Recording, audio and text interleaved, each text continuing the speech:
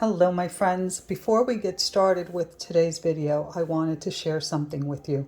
This is my kitchen table. It's pretty small and I do have my laptop here. It's just convenient for me to work on this table because I can access it easily, and my walker fits in the kitchen. I can maneuver through here. But as many of you already know, I had surgery, I had bilateral knee replacements, and I'm just starting to feel better. So I'm able to walk around and move a little bit better than I had been. So I've been painting, and I had all my art supplies on this table. I didn't even have enough room to actually work, and the clutter was making me feel uninspired. So I went on Amazon and I purchased this cart. So you can see it's got 3 levels, and I am able to put all my supplies on here. I've got my photo paper here, and I keep my dry palette and my alcohol on that shelf.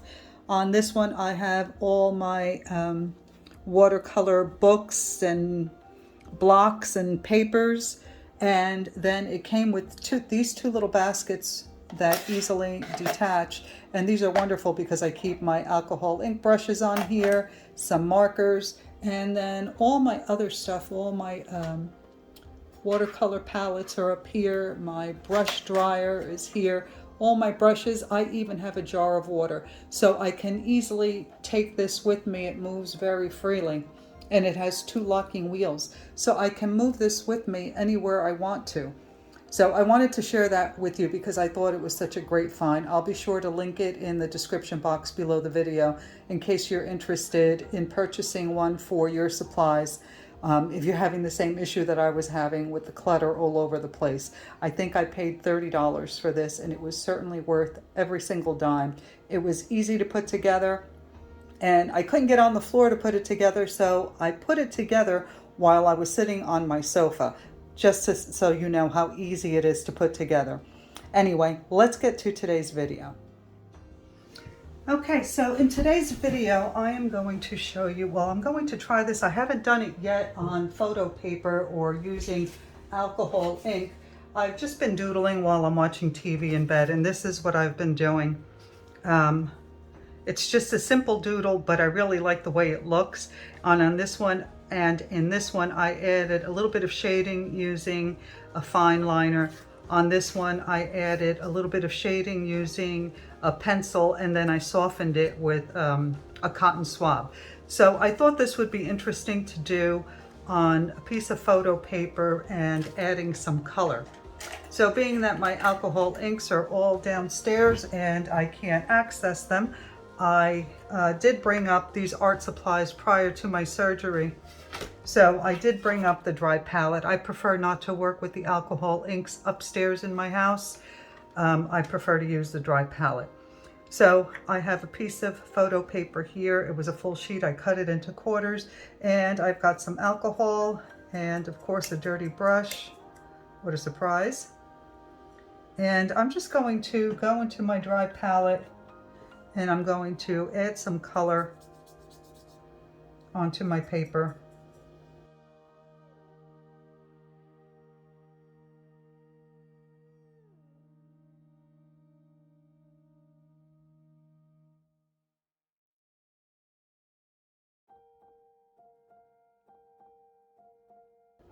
Okay, so now I have my color down.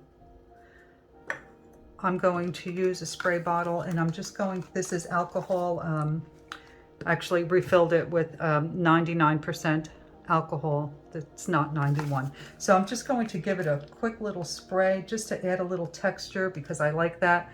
Don't have my blow dryer up here, so I'm going to have to let this dry on its own. But I always like the texture on the paper. So let's let this dry and we'll come back and see how it goes. Okay, while we wait for that to dry, I do want to show you how to create this doodle. It's actually really simple, but it's easy to make a mistake. So I'm going to show you how it's done. So the way that I do it, and of course, you know, once you can find your way, your comfortable way of doing it. But let's say this is our sheet of paper. Okay. I start by doing what's wrong with this marker? Doing a wavy line like that, and then I'll connect it in certain areas.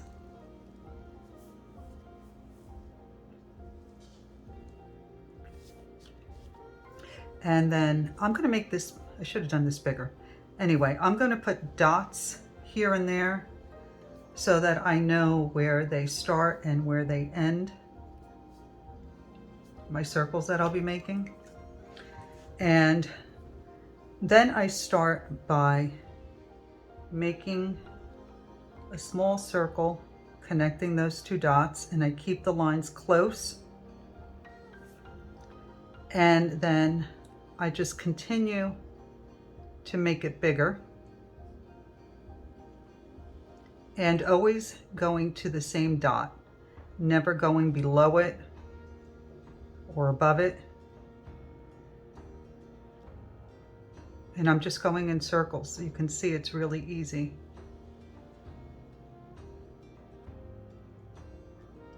And you can make them as wide as you like, but make sure that you always connect it at that dot. So you don't want to do this. Say these are your two dots and this is your line. Okay. And your line continues here and continues here. You don't want to do this.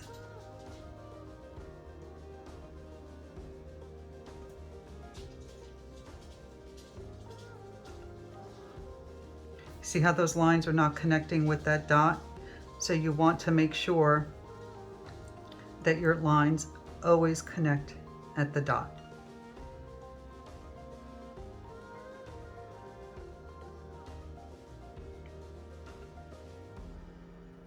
Like that. So again, you'll see me do it on the paper that I painted. And if you're going to try this, make sure not to use colors that are too dark. This may have been too dark. I thought it was a purple. I'm not even sure what color it was. Again, I don't have my color chart. But make sure you don't use a color that's too dark because you're going to be using black over it. All right, so let me start by making my first line. And I'm going to put my dots down so I know how big each circle will be. And you can make some larger and some smaller. And then you can start filling it in. So of course I'm going to speed this part up after I get a couple down so that you don't have to watch me making circles.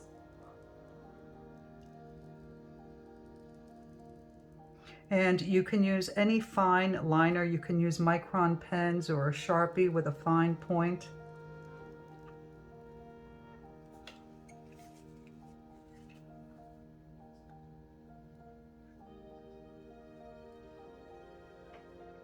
And after you get into the rhythm of it, you kind of get lost in doing it.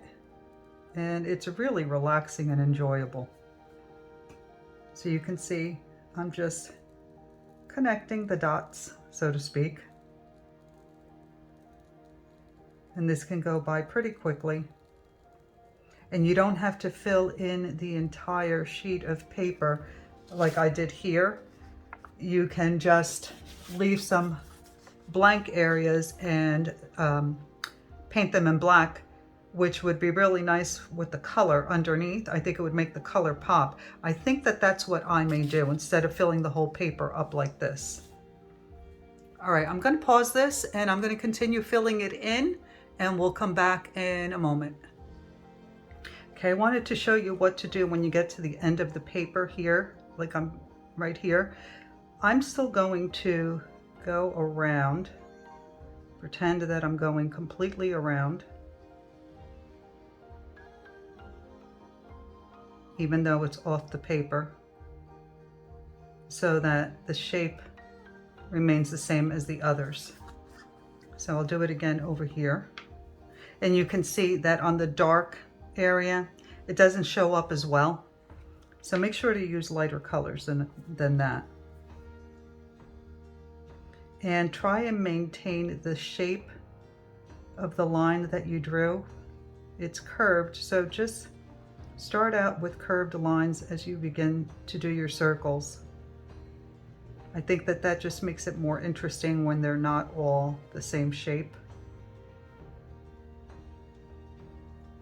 So you can see there I went to the end. All right, I'm going to continue to fill this in. Now that I've got this basic line here, I am going to bring some more lines like this. And I'll put my dots down.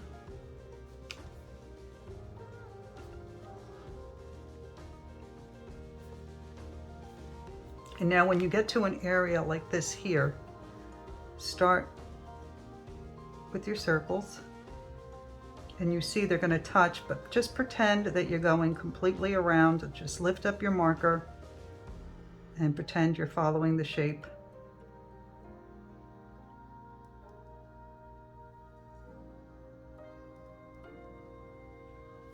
Like that. I'll do it again so that you can see. I'm just lifting my pen, but I'm pretending that I'm going completely around, if that makes sense.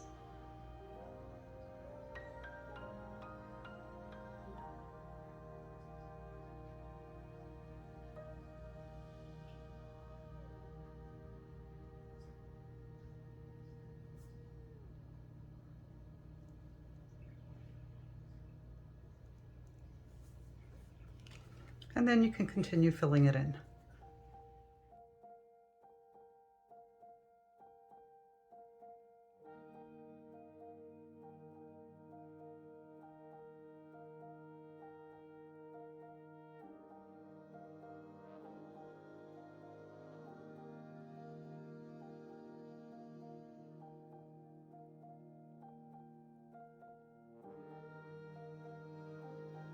Okay, I think I'm done.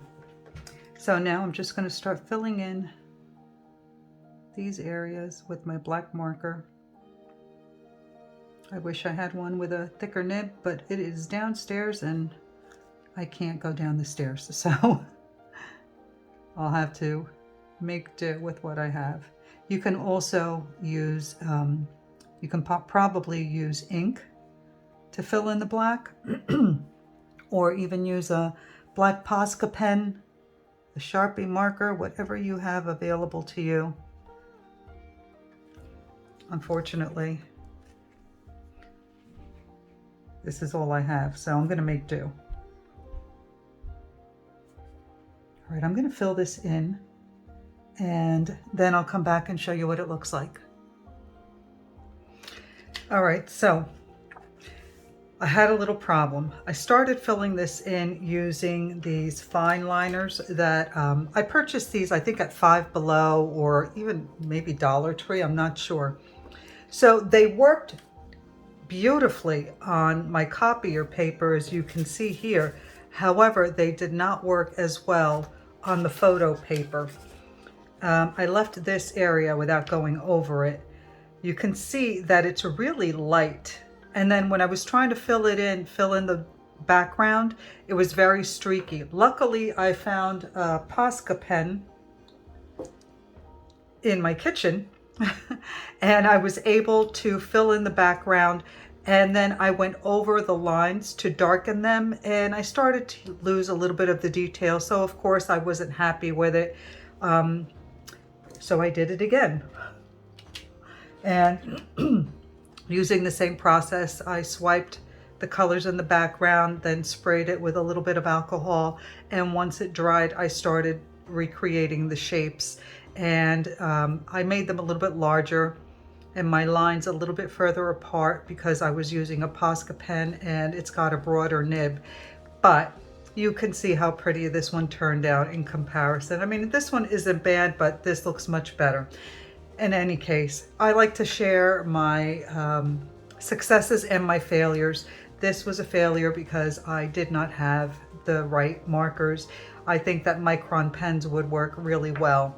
They always work well on photo paper, but if you're using lesser quality fine liners, they'll work well on paper, but not on the photo paper. Just something to keep in mind. So In any case, I hope that you enjoyed this video and that you do give this a try, and I would love it if you would share it with me on our Facebook page, Vivo Vintage Design Tutorials, which I created so that my followers and subscribers could share their versions of my paintings and ask for advice. We have a beautiful, wonderful, and very loving group of members, and the numbers are growing. So if you would like some feedback, or if you would like to share your versions of my paintings with me, you can do so on the Facebook page, Vivo Vintage Design Tutorials. Please don't forget to like, comment, and subscribe. Your interaction is really helpful to my channel, and it's a really nice way to show your support. I really do appreciate it. And check out the description box for links to the products used. I will not link these markers, obviously, but I will link the Posca pens and the MICRON pens, which work really well. All right, everyone. Thank you so much for watching. I will see you in the next video. Bye.